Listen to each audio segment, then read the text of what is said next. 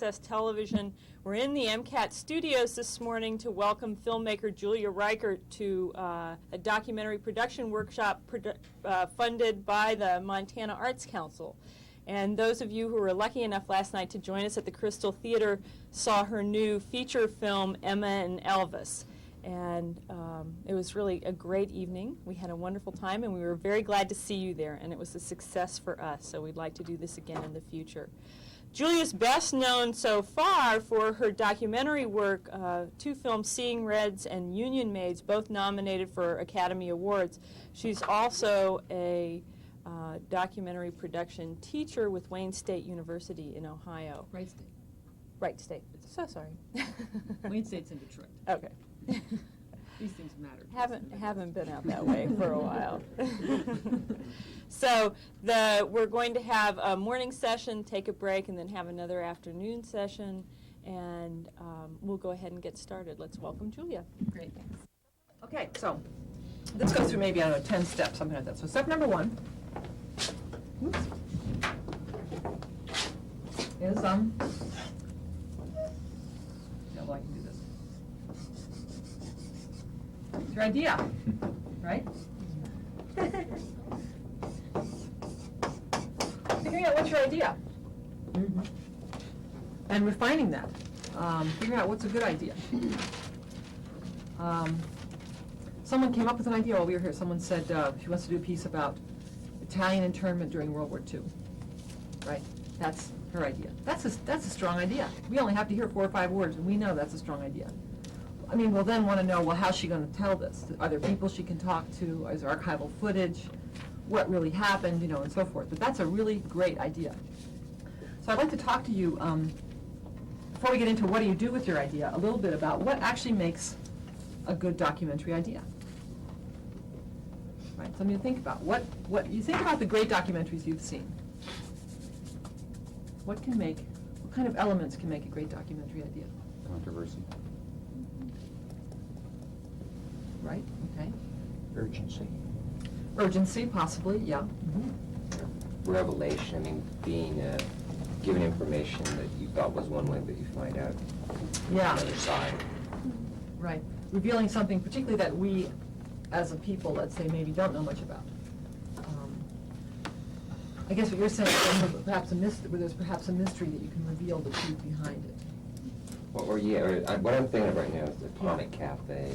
Oh, right. That's going through my head, you know. Yeah. All the duck and cover shit that we went through as Right. kids, and then all of a sudden it comes from another point of view. And Yeah. that kind of revelation. Yeah. What else? Human side. Mm-hmm. You have to make it relevant. I didn't hear that. A human side. That's often, even if the story is technical or is abstract, it's often very helpful to have a human side. I would go further and even say good characters.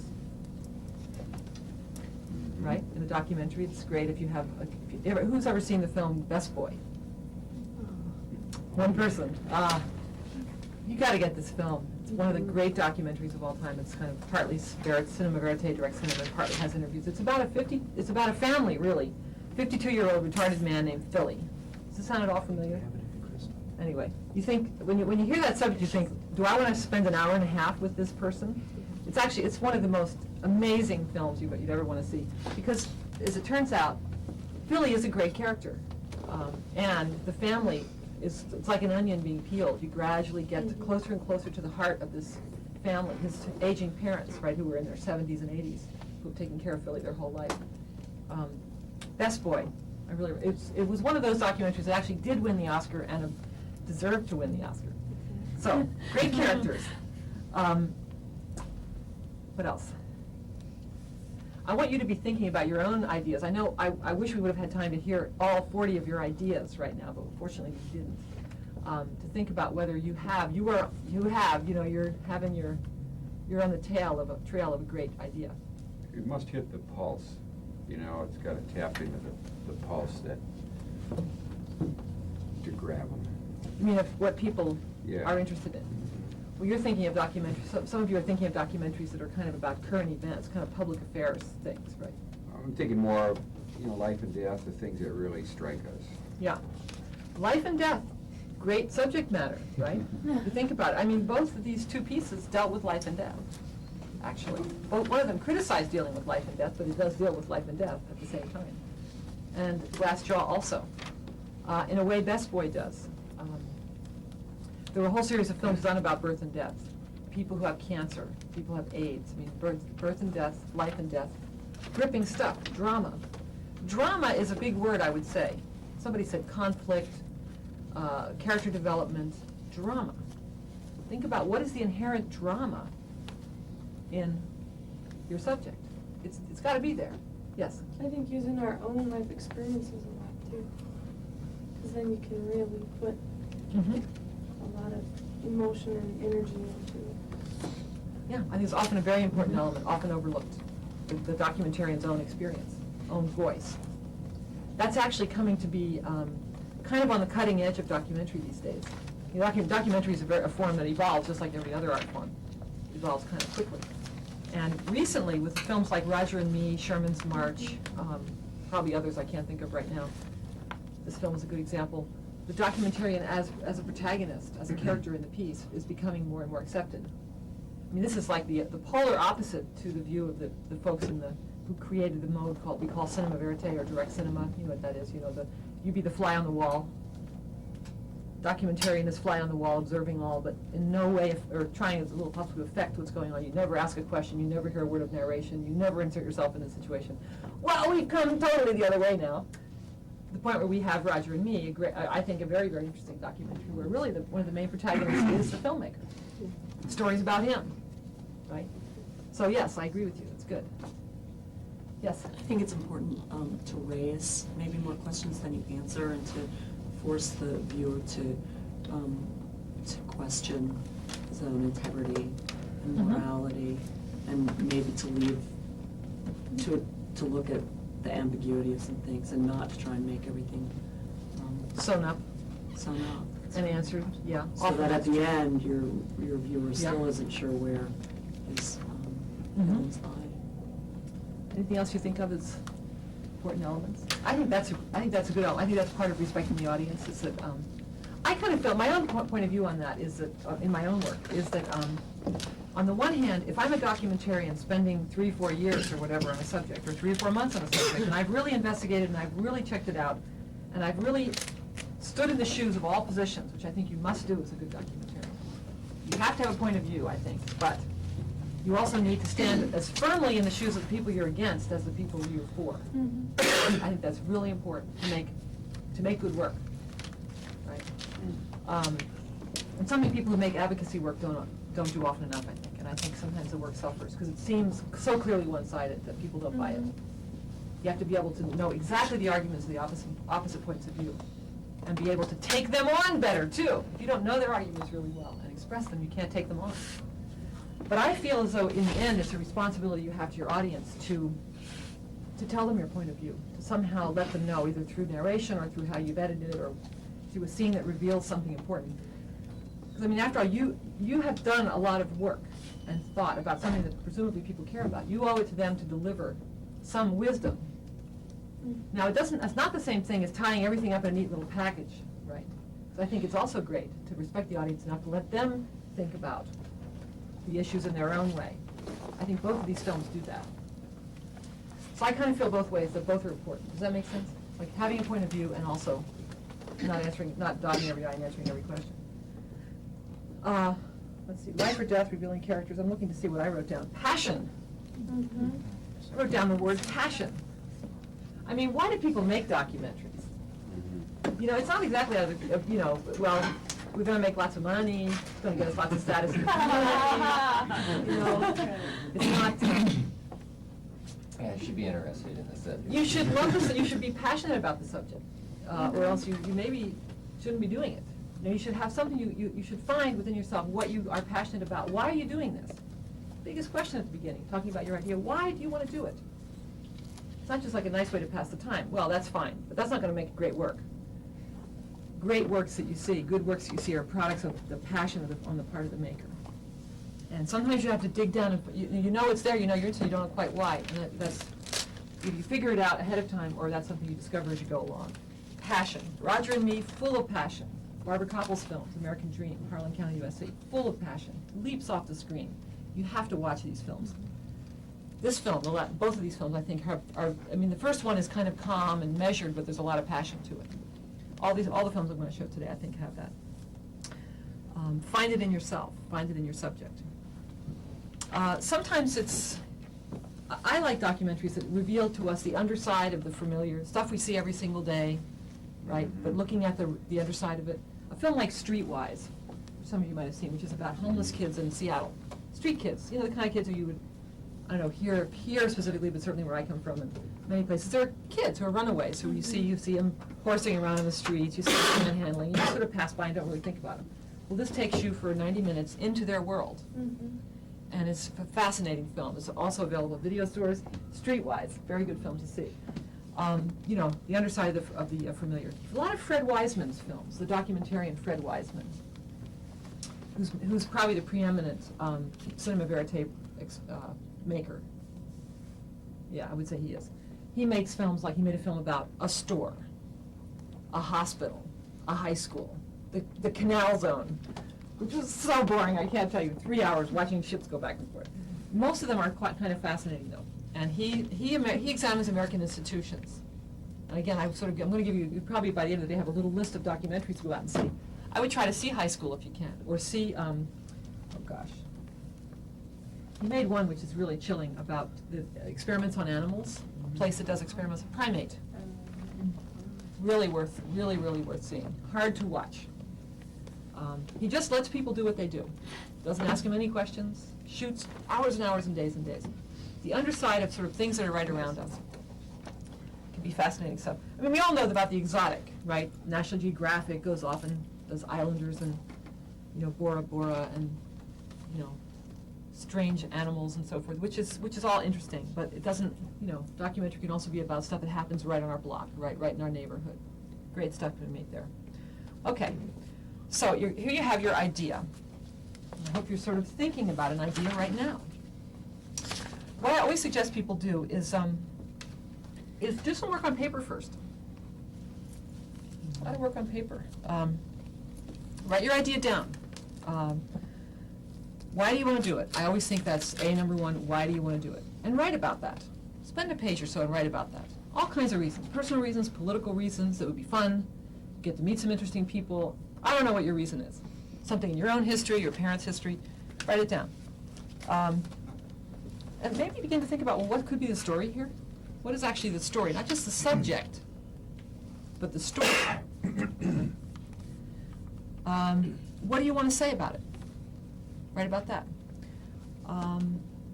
And what elements do you kind of see in that whole palette we talked about before, right, of the documentarian's palette, right? Music, interviews, actualities, history, archival footage, photographs, all kinds of things you can draw from, right? As you make your what are the elements that you see are present, to talk about this idea, to tell this story? Now, I'm not saying you're going to lock yourself in here. I'm not saying this is not going to be refined, that this is it. You've written your page and that's it, you got it. No. But this is a starting point. I don't necessarily suggest people do what I call a formal treatment at this point. The piece will open with shots of so-and-so. Then a narrator will say so-and-so. It's not the time for that. No, it is a time for just sort of thinking about why you're doing it, what's your connection to it, what's it going to maybe look like. This is going to change. This will help you keep focus. So you've got your idea. Then, remember I said to think about what elements you will need to tell your story, what elements you will need to solve the mystery, right? What are your investigative elements? You begin to gather. After you get your idea and you write about it, you begin your process of gathering.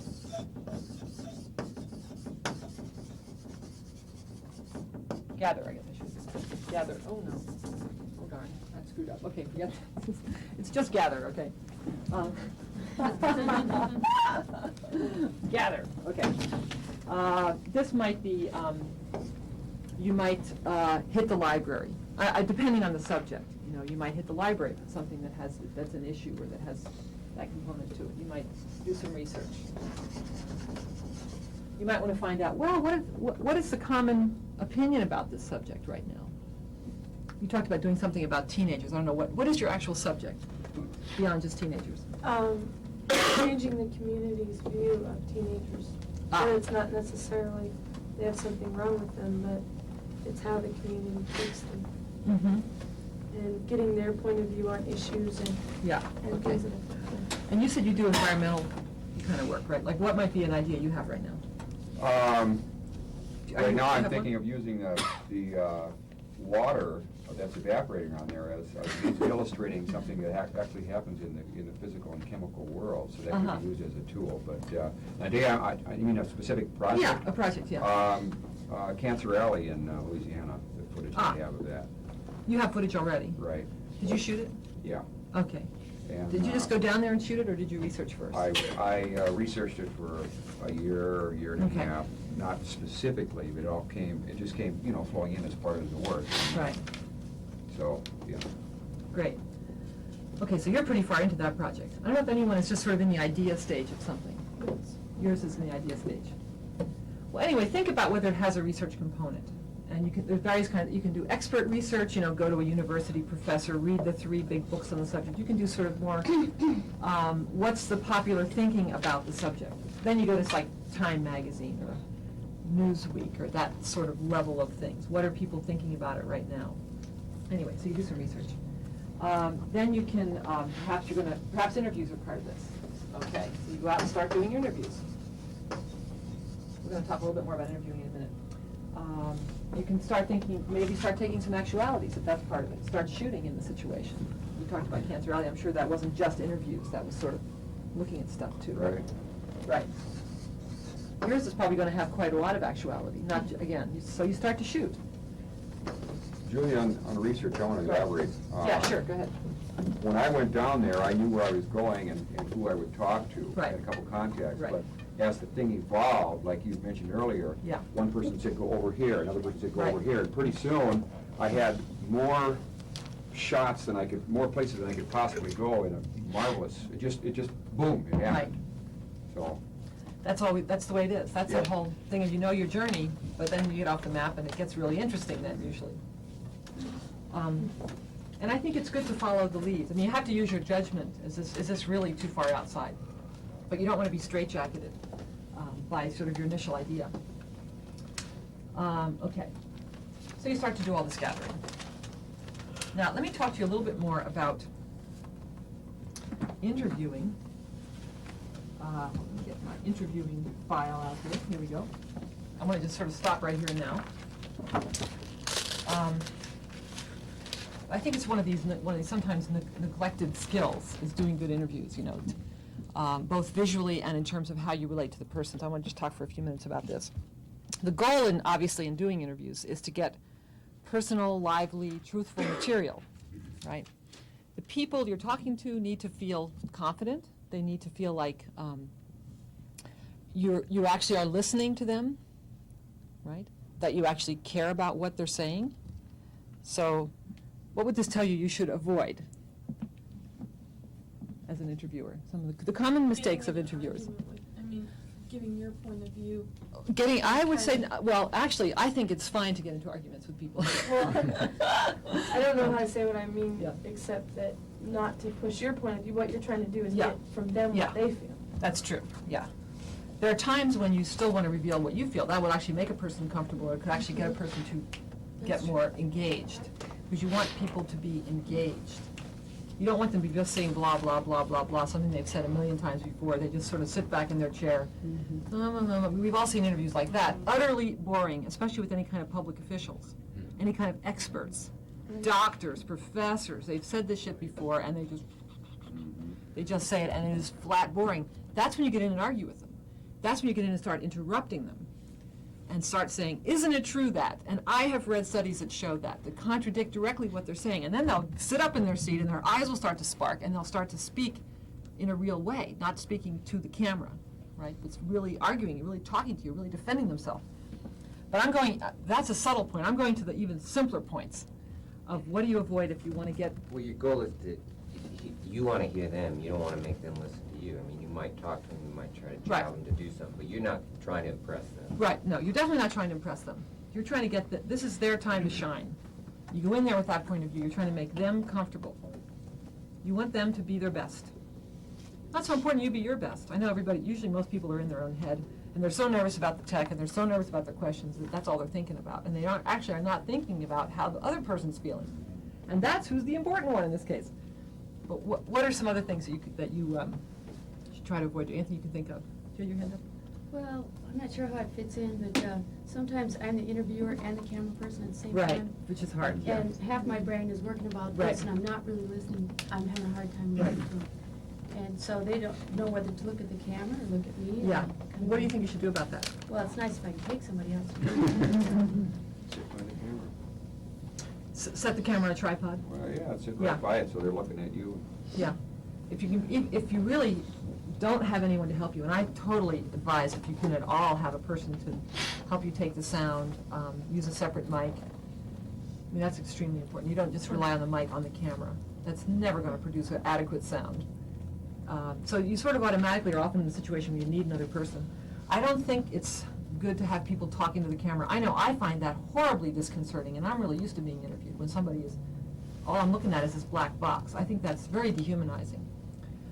Set it on a tripod, start it up, I mean, if you have to, nice little sort of medium shot so the person can move around a little bit and talk to them. If you have to glance in every now and then, okay. But I would say if you're doing serious documentary work, you don't generally want to go out with a one-person crew. Right. I don't know how you guys feel about this, but this is my advice, okay? And do use a separate mic. I was actually thinking more along the lines of, in terms of helping to inspire confidence, helping to make the person feel confident and listen to, is that you never want to hide behind the tech. You don't want to arrive and say, hi, where should I set up? Where's the plug? Sort of, you know what I mean? Like, what we're really here for is to get something on the tape. That's the totally wrong message to give your interview subjects, right? We're only here because it's the tape. We're here because I am interested in you. We share an interest in a subject, and I want to know what you think about it. Or whatever it is, whatever is the why of your idea should guide you in going in and talking with somebody. You're there because you're interested in them. You're not there just to get something on tape. You shouldn't hide behind your list of questions, which my students do this all the time. Big, long list of questions, and they they just sort of go right down the list, don't even make eye contact with the folks.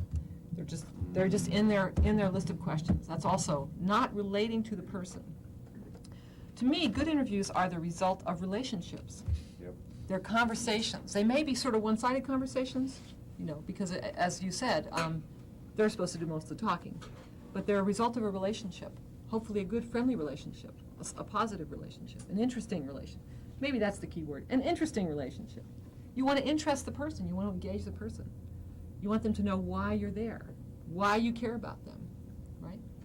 I Yes. think one thing that goes back to why your research is so important before everything else is if you go into an interview with a person and they know you haven't done any research about them, Right. they can tell if you truly, know something about them and you're truly, there to really know them, Mhm. or if you're just there because you were, thought they'd be a good thing to have Yeah, in your. it's kind of insulting. I mean, we probably all had that happen to us when somebody sets up to do an interview with you and they don't have really any idea, about you.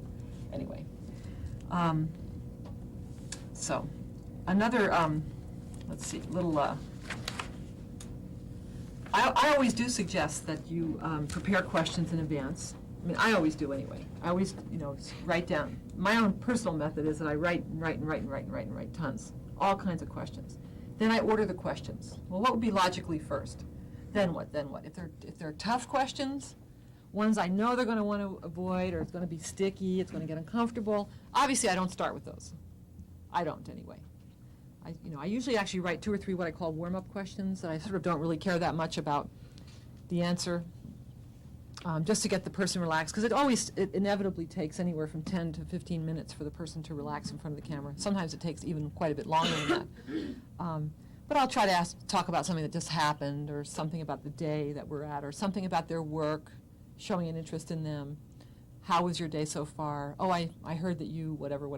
Something that just sort of engages them, shows them interest, that you're interested in them, and gets them to relax a little bit. Warm-up questions, then sort of the little bit easier, more lead-in questions. If I have any tough ones, I usually wait. Yes? I've had Yeah. dilemmas in the past where I've gone in with my camera person, and while while that's being set up, while the interview's being set up, we're already talking about what we're excited Right. about and the passion. Right. And then then when the interview Yeah. begins and I go back to ask the question Right. that we just talked about, they look Right. very puzzled and, they're like, Right. well, we just talked about that, Mary. Right. Like, that's no fun. The fire's gone That's from right. that moment. That's a really good point. I don't know how to, sometimes I don't know how to finesse that moment, of, let's see, how's the weather? It's like how to, That's part of the social skills that we Yeah. had on the Blackboard before. I think just the fact that you have brought it up will help raise everyone's awareness, and probably your own too. I mean, I would say you don't want to get into the good stuff before the tape is rolling. You don't, but you don't want to seem to be doing that. That's right. So usually you ask questions that are sort of around the subject, but not actually at the heart of it, or you bring up other stuff, like maybe you talk a little bit about what you've been up to. And maybe they'll then talk about what they've been up to while while the room is getting set up or whatever. But yeah, it's especially on the same day, it's very hard to get somebody to be good again. I find, this is a little tip, however, when we're making Seeing Red, which is a big documentary about American communists, we often talk to a person, did an initial interview, and then maybe several months later, we would go back. And then it was not a problem. It seemed to be people sort of forgot what we talked about, and we could get right back into it. Do you know the technique for getting people who are reluctant to be interviewed to agree to be interviewed? To agree at all? It depends on the person. Are you thinking of a specific case? Well, I mean, I've approached this a number of times in my work as a journalist, but and some of these Italian attorneys, they don't want to do it. That other guy isn't going to do it. And I'm sort of pushing, but I don't want to push too hard. I'm sort of being as charming as possible, but I'm always curious to hear, the journalists know the technique for getting the mother of the dead kid to talk. Like, you're the only person who could tell the Just like this, yeah. Right. I mean, there's all kinds of lies. I usually that you could I use. don't know, maybe this is me, I tend to be a very direct person, and I usually just say why. I want, why it's important to me to hear from them. And then perhaps why they are particularly good. If there's, like in terms of communists, they know there's thousands of communists, why me? I mean, I can talk about why a film on the So you sort Communist of Party would be flatter them, important. in other words. Sometimes flattery, or sometimes just being real honest. Well, you have had an experience in this particular industry that I actually haven't found anyone else who can talk about as articulately as you do. And you were in fact a leader of a strike, and you're the only one I know who was. And we have great material photographs of you. I mean, whatever, I try to be, I actually try to go for being honest, but yet maybe there's a little edge of flattery. It's good to find out why. You can just ask somebody, why are you reluctant? Why are you reluctant? And then they'll tell you, hopefully, and maybe that will be the key to what to say next or what to do next. Sometimes you back off initially. Well, let's talk about it again. You don't have to decide right now. Can I call you back in a couple of days? If you really feel there's going to be a no any second, that's sometimes the way to go. Yes? And you have one other option too, is you can say, can I audio record you? Sure. Sort of videotape you, and then you Sure. can use other archival footage or cover footage. I'm glad you and said that's that, yeah. Also helpful. We did that a lot. And then often if people are audio recorded, then they are willing later to be video recorded because they see what you're going for and it's not that bad and so forth, yeah. I think some people Yeah. think they don't have anything to say, and if you get them talking about that issue, and they start Yeah. talking to you on a one-on-one level, then Yeah. you can say, Right. see, you have all this to say. Yeah, very often it's simply that people don't think they have anything to say. You're absolutely right. Especially I find this with like women and people of color very often feel, because, they are one down in the society, feel like they don't have anything to offer. Or they won't be articulate. They won't be concise. But ask them. If that's the response, then you can tell them why you're interested in them on that level. You had a point. I'd like to answer Mary's question. Yeah, go ahead. I think it's a very good idea to be able to have the camera completely under your control and be completely in control of your equipment and your cord so that you can get in like a fisherman, so to speak, very quietly and set it up and be unobtrusive. Mhm. The tally light, I think, should be off or covered with a piece of tape. Cover it, yeah. And turn the camera on and begin your interview and leave the camera running after the interview is over, because Right. frequently the beginning and the end Absolutely. is where you get it. That you care about them. You care about how their day has gone, especially if it's an older person. You want to find out, or a person who's in some kind of difficult situation. Well, how are they feeling today? Because remember, you're interviewing them on a particular person on a particular day. And just like all of us, we have our good days and bad days. We have our days we're feeling confident, we're feeling terrible. And if you have a chance to maybe even say that, gee, I had a terrible phone call just an hour ago. I found out my uncle just died. Well, if you didn't ask them how they are and what kind of a day they've had, you wouldn't even know that, you know? And you might need to talk to them about that for a few minutes before they'll feel okay about going on. They are a person. That's all I can tell you. They're not just a subject for you. Okay? That's the biggest It's also thing. useful to become a person to them, Yeah. to confess some. That's what you were saying, yeah. Some little thing Absolutely. about yourself, and then they sort of feel like they have, that you've acknowledged, some Yeah. failure or insecurity, and then they Also, feel. yeah. Sometimes in telling them why you want to do this, you're revealing something of yourself that creates a link, a bond right away. You know that term that's often used for interviews, talking heads, right?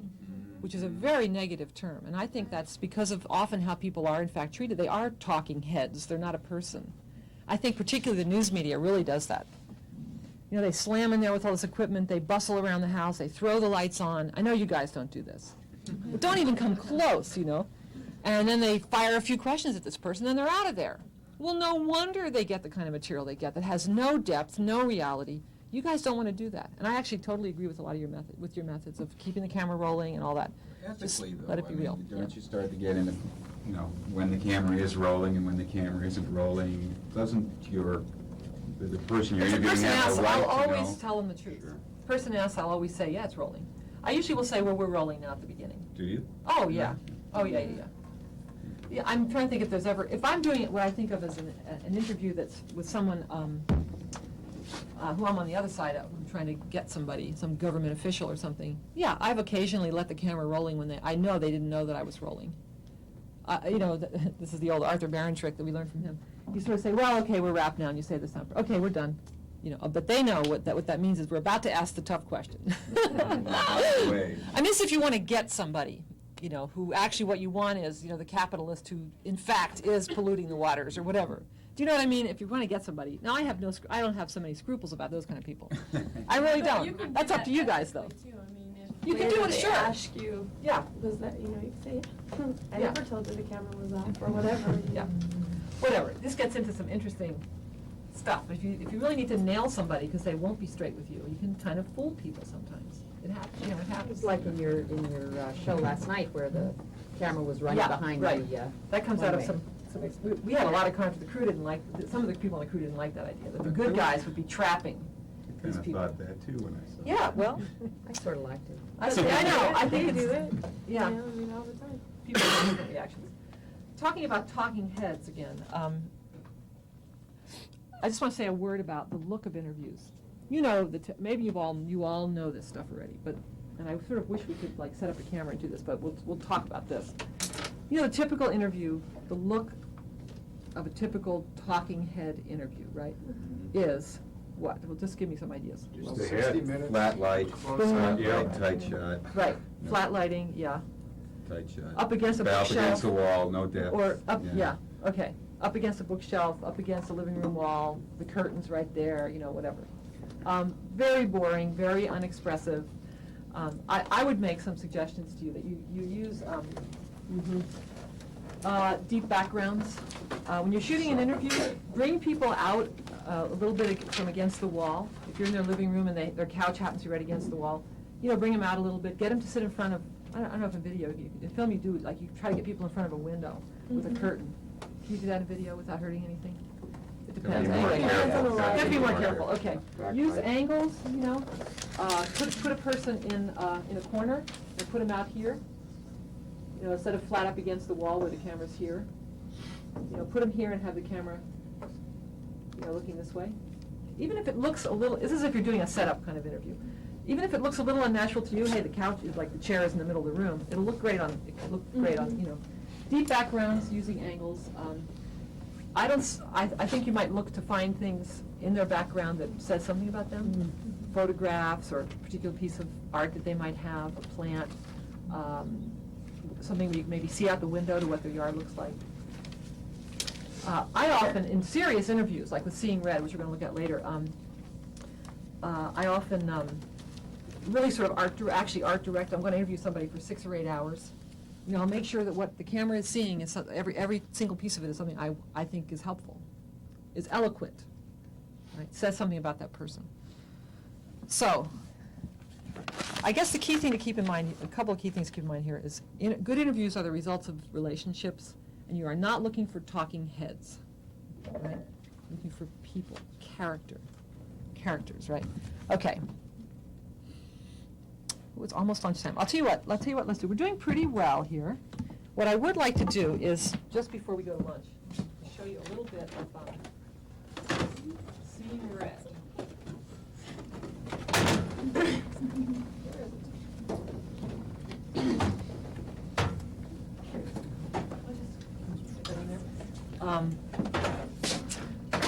Partly for interviews, partly for the interviews.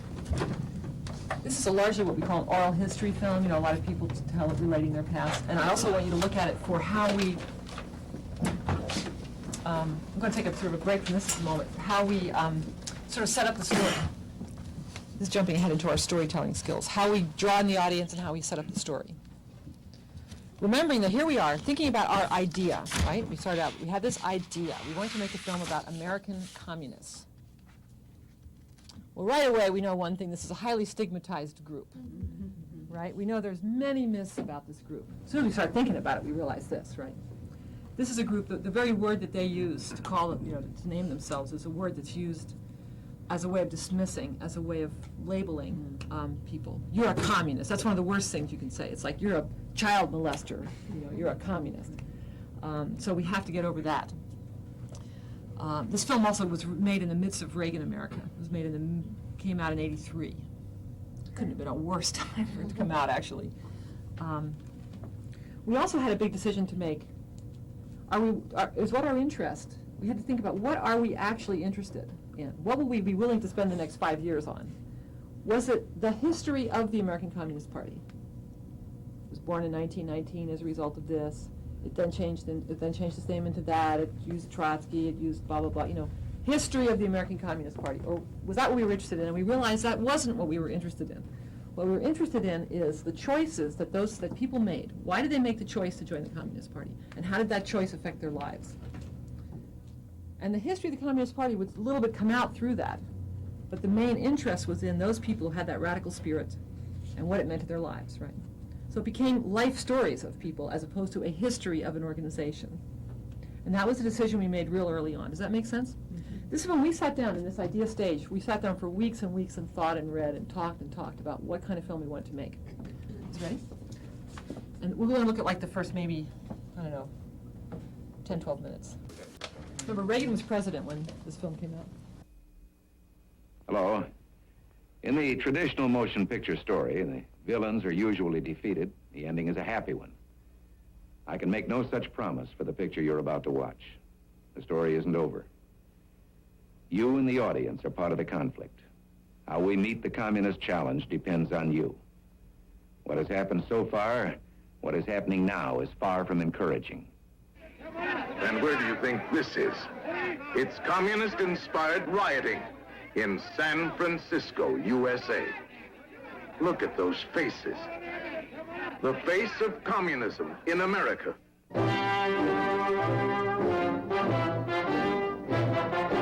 Ladies and gentlemen, Mr. Herbert Philbrick. As I travel around, I still have people say, well, why are you so hard on communists? They're just another political party like any other, and a poor minority at that, and so misunderstood. Well, we don't want them misunderstood, and that's why we're making this film. And that's why I say they are lying, dirty, shrewd, godless, murderous, determined, and it is not an American political party like any other.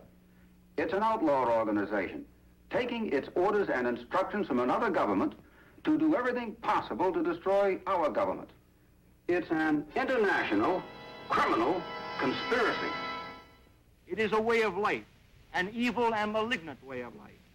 It reveals a condition akin to disease that spreads like an epidemic. And like an epidemic, a quarantine is necessary to keep it from infecting this nation. No man risks his life the way I have. Oh, listen, I'm sick of that. Many millions of men risk their life, and they could come before this committee and answer the question whether or not they were a member of the Communist Party. And let me remind you that Benedict Arnold was also a member of the Armed Forces of the United States. You're implying... Proceed with the question. You're implying I'm a traitor. No. You heard what I am said. no I'm not Benedict implying you come Arnold. before It is this a committee mighty and answer shame questions. that a man like me has to be brought here and crucified in the press and everything. Well, your stealers are fed from children. I have 3 kids. Mr. Watson, That's what you are. will you answer the question, please? I did. I know about my own country.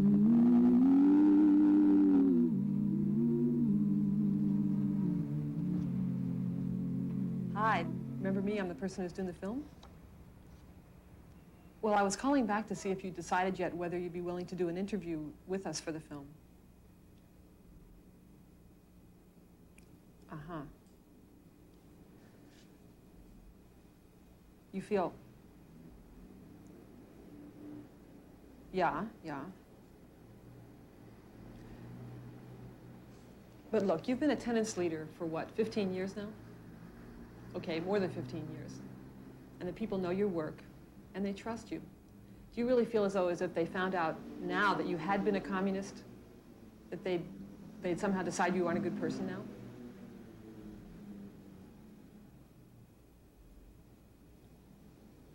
Yeah, I know I realize it's a risk. Uh-huh. Okay, well, that's your decision. It was a decision I had to make. A lot of work I do is either federally or state funded. So, they might say, well, we can't have a known communist. But then I said, if I die, why shouldn't there be a record? How could I have been so good when I was active and be so bad because I tell them I'm a communist? And I felt that I owe it to everybody who knows me to know who I was and who I am and why I'm doing what I'm doing.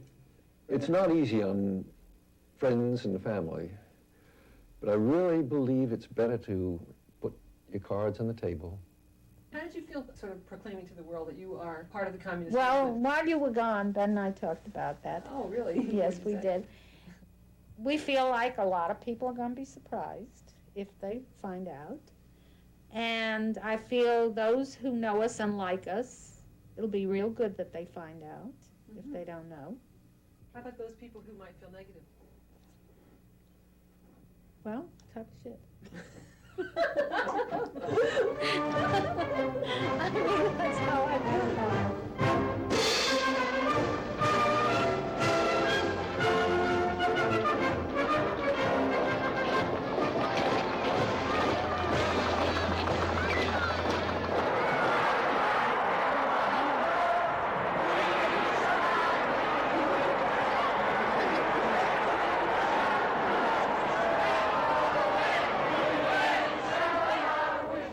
Communism, the great American taboo.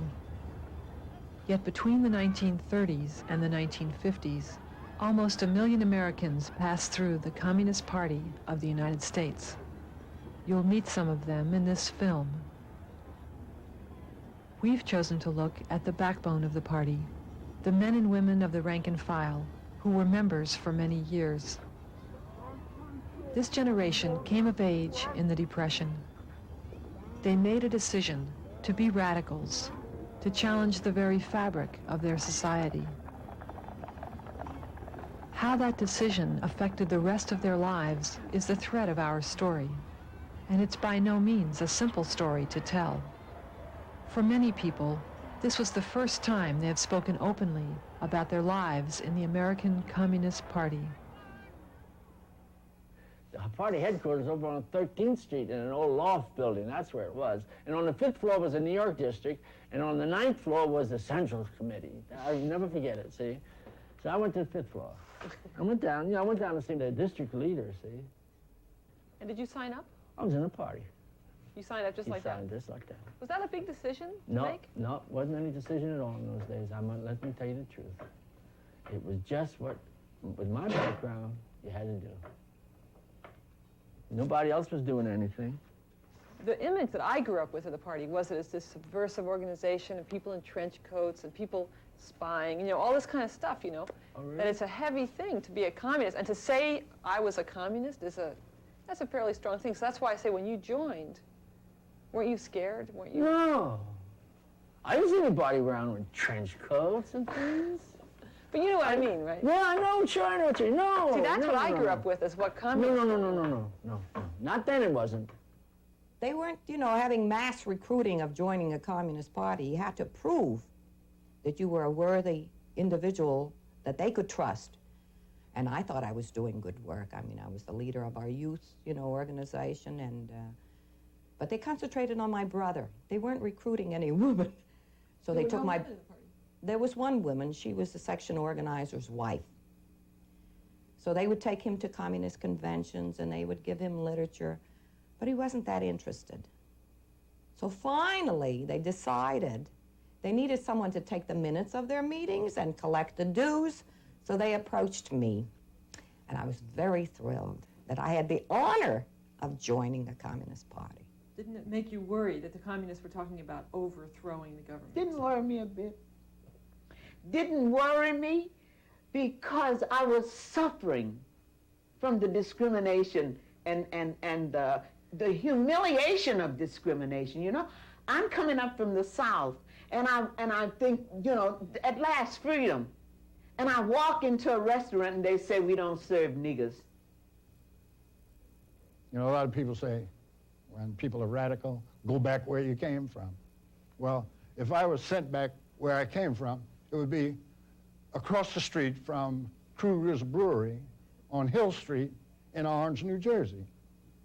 January 30th, 1915. That's where I was born. Good characters. I mean, we have really great characters. And I think partly how they're edited is, actually I want to go back over a little bit of this, is to bring out their, you know, when you first meet them, they're saying something that's very strong, very punchy, something memorable, tough shit, you know. If I were doing what I was doing was so good, why should they be against me because I'm a communist? I mean, some real, like, simple, direct, great statements. The reason, do we have ability to sort of inch through, like, not inch through this, but sort of see it while it's going? Yeah. Play and then this. Okay, great. There's a number of things I'd like to just sort of quickly point out here. We have to go to play first. Okay. And some people say I brag about being a street nigger, but our family was in. Both of these people, you know, we talked about getting people in a good situation to do an interview. Something I didn't mention is that sometimes you don't want to have them sit down. You want to have them working, washing the dishes. Really good. Printmaker. That's one reason I wanted to show you him. Doing something. Stretch Johnson, the tall black guy, is actually teaching a class. It turns out, through getting to know him, I found out that he teaches a class where, during the early part of the quarter, he talks about his life. So I thought, great, much better than for us to sit down and interview him about it. Let's just film him interacting with students and telling them that he was part of the Communist Party.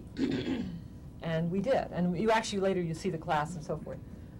This woman, this is actually natural light. It was actually quite beautiful. This is a real simple background, but just the fact that she's not right up against it gives her that real, and this is the most simple background. It's a nice, real soft look. When you see the wide shot, you do see a little more of what's going on in her place. We always try to, I think it's good to look at a person's face, you know, and very few of these are flat lit. I mean, this is window light, but it's clearly there's a full side and a dark side. You often talk about lighting the short side of somebody's face. If you're really going to get into lighting, you know, in this case, this is the short side, right? There's less of this side of the face. So these days, fashionable lighting, if you're going to really deal with it, would be to light this side. I mean, I think this looks perfectly fine, though. But the point is not just to throw light all over the person's face entirely, necessarily. It brings out more the character of her face, all these people's faces. You're saying it's fashionable now to light the short side? Right, yeah. Huh. Yeah, light the short Is side. that a reason? And go for rim lighting. Just what somebody did and everybody liked it? It looks good. I mean, it looks a little more dramatic. This is, let me just keep, this is obviously I decided that to some small degree that I would be a character in the film. That was because,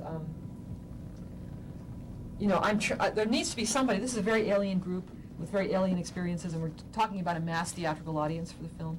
And we felt the strategy was that I would be a good kind of interpreter. So you had to know, so you had to sort of see me, see that I was a young woman. I'm clearly not of their age. There was the person asking all the questions. The person making this thing is not a fellow communist, has some of the same misconceptions. You know, I sort of reveal myself a little bit within the film. This is pretty much the most that happens at the beginning here. Deep background, it's really beautiful. We actually lit this just a little bit. Threw a little bit of light on the background. And we also lit him with fluorescent lighting, because he already had fluorescence. And we just constructed these little bars. Maybe you have these with fluorescent lighting. They're real simple to make, and that way if you're amplifying fluorescent lighting, you can do it with fluorescent lighting. It doesn't create sort of weird color things, which you get in film. I don't know if you get that. Maybe a video. color correct in printing then, or? Mhm. No problem, yeah. So where are they? Let me show you. Wasn't any decision on those things. Are they being followed around? See it? No. Just what? Because it's overhead fluorescence, it's already there. There's right there. That's I have that live light there, right there. okay. And that sort of lights up, because it gives us a little fill in here. Mass recruiting of joining a communist party, you have to prove. Sorry, I'm terrible with this. And what mic did you use? He's got a mic under his shirt. He's got a little button mic under his shirt, and so do I. Yeah. You can actually sort of there it is, yeah, even though he's wearing a t-shirt. And allowing him, he's a very physical person. Well, getting to know him, we can see that about him. He's a very physical person, and we wanted him to be, and he has big, strong arms, and he does his physical job, and we wanted you to see that. Here you notice we tell you, this is the story we're telling. And what we're trying to say is, we're not telling the whole story. We're telling you the story of the sort of the heart of the party. We're also, this person. Yeah, this woman is so great. And her husband. The little frog over the shoulder, that was, you know, what we're trying to say about these people, you can sort of get the idea, is that they're like your grandmas, you know, your grandpas. They have this Afghan, they wasn't actually on their couch, we put it there. But, you know, they had it. And the little frog was somewhere else in the house, and we put it there. That works real well. Yeah, we felt they should be in like the most homey kind of situation. Just the way they're dressed, too. Yeah. Right, that's them, you know, they're real warm, real nice people. Let me see who else we have here. Pete Seeger, whoops, I went by fast. It's not easy on you. Okay. See, I think with every person has a key, you know, every person, you will find a way to get to them through some key or other. And you'll also find a way to shoot them, depending on who they are. You need to, again, think about them as a full person. Pete Seeger is a musician, and he is most comfortable in the presence of his banjo. And we sort of figured that out through talking to some people and just sort of thinking about him. He's a guy who's grown up his entire life playing music, right? He's a folk singer and songwriter. And so we decided to suggest, hey Pete, why don't you just hold the banjo? And he thought that was great, and he physically relaxed more when we suggested that. And then at any moment, he could just whip up the banjo and sing a song to illustrate what he's talking about, which he does constantly, and it was great. See, if we hadn't thought of that, the banjo might have been put away somewhere. It's great. And he wouldn't have thought about it. Deep background, you can't really see it here, but he had this wonderful red stove. This was window light. And this we threw a little light on the background, which often looks really nice. It takes an extra few minutes. You kind of, you know, use some spun glass, or do you have that kind of stuff? To kind of filter down the light so it's not too harsh. If you have a nice deep background, you slide it a little bit so you notice it. Yeah. I'm wondering about camera angles as far as like looking down on the subject or looking up. Yeah. And do you change your mind depending on the situation, or do you have Well, preferences? we just look at it, you know, a lot of times I try to be pretty close to eye level, maybe a little higher than eye level, sometimes a little lower than eye level, but pretty much close. I like looking at a person's face and sort of just seeing how the light strikes him the best and trying to get him in an interesting light. He's got, he has a lot of strong light, and this side falls into shadow a lot. And I like to shoot a person at an angle. I think like straight on interviews, I mean, depending on the situation, are often not as interesting as if you look for a good angle. It just takes a couple minutes just watching. If you're the shooter, you know, watch the person as they talk, see how they express themselves. You get good at it after a while. I mean, at first you might be puzzled by. First you might want to do some lighting exercises with some people and set up some interviews and just see what makes their eyes really stand out, what angle's good for that. What do you think about the technique 60 Minutes uses a lot, and they even get letters complaining, you know, how it's like their camera's looking up someone's nose. So close, yeah. I think that's rarely useful. I think anyone will look ridiculous when photographed like this. I mean, anyone can be made to look like they're shifty, nervous, potentially dishonest, you know. I mean, if there's a reason for it, Like the end of It Bleeds, It Leads, it gets in pretty close. Yeah. And they actually, the filmmakers don't feel good about that. They feel like that was a mistake because they didn't need to do that. They rather have her hang herself, you know, than have the camera seeming to be making that kind of real heavy-handed comment. That is real heavy-handed filmmaking. And there are occasions when you need to be heavy-handed, but that's rare. You know, it's like a spice that you use rarely. It only takes about 30 minutes with 2 or 3 lights, if you have a monitor available Yeah. to you and your camera, to just take the lights and move it around and watch Look a at 'em. TV set and see Right. what happens. It's like a black art when you don't try it, but as soon as you try it once, it's like, Yeah, oh yeah, this it puts a reveals shadow. This itself. ain't gonna work, this works fine. Yeah, if we had a little bit different room set up and all, we could do that. It's easy and fun to do. Anyway, so let's see, let's go back a little further. Pete with his banjo. This one, again, an angle on her, just not straight on. She had a certain kind of quiet intensity about her, and I felt by sort of shooting across her and watching her eye contact with me, you would get her intensity. Her intensity was quieter, and she didn't have the humor of the woman who said tough shit, the kind of grandmotherly humor. She actually is in the Communist Party, and I loved it starting out with her back and us just walking. It's a little bit of a mystery. Are we going to actually see this person or not? You know, and you kind of see that she's little and I'm tall, and you know what I mean. It makes it sort of a little more of a realistic situation. It reveals a little more. Let's see, and you see our setup, which is to throw all the myths up, but you really fast and hard, and then we spend the whole film debunking them.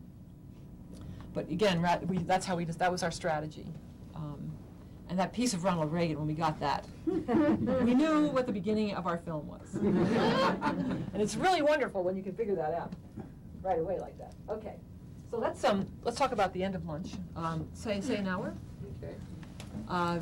You all know what place is, and we'll come back and we'll talk about what you do once you've gathered all this stuff. But think of questions you might have. Yeah. Yes. Did everybody sign the clipboard? 1 hour, folks, okay? We're going to start in 1 hour. Oh, I can hear